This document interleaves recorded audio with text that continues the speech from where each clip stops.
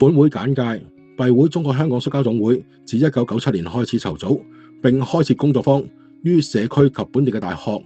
推廣摔跤體育運動，召集愛好者共同學習及參與。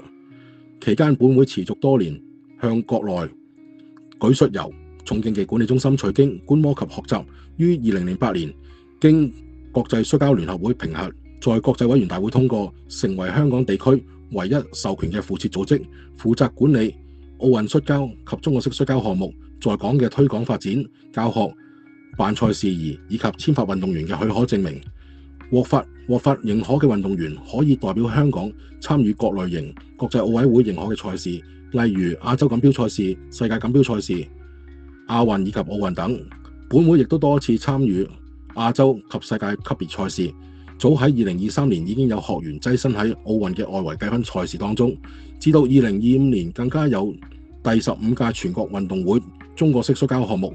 香港地區嘅承辦方，負責甄選及賽事統籌、統一訓練，並帶隊前往清遠參加全運賽事。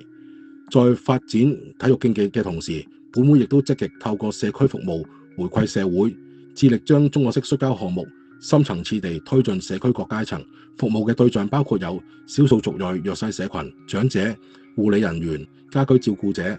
透過中國式摔跤嘅訓練，令他們參與者得到心身平衡同埋壓力嘅舒緩。我哋亦都為咗長者和弱勢社群開辦一些防跌的工作坊，亦都為咗少數族裔走進社區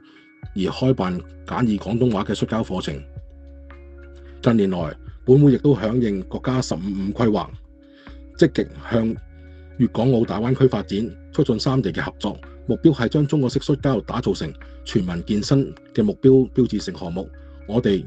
以推廣中國式摔跤為使命，致力貫穿全年齡，包容所有人嘅參與，特別係關注殘障及行動不便嘅人士，其關照關顧者及專業照顧者，透過摔跤運動提供身心和情緒嘅支援。此外，本會亦不斷協助學員提升自我嘅價值，開辦不同類型嘅課程，以及教練及裁判班。目前已經有多位學員獲得國內或國際認可嘅裁判及教練執照，拓闊視野，自我增值。我們亦都成功推薦及保送多位學員入讀中國國內嘅體育大學以及台灣嘅體育大學，其中有3位亦都畢業回港發展，更加有2位係已經取得雙碩士體育嘅課程學位。本會嘅核心發展目標係持續推動中國式摔跤發展，並以中國式摔跤回饋社會，讓全民運動真正走進社區。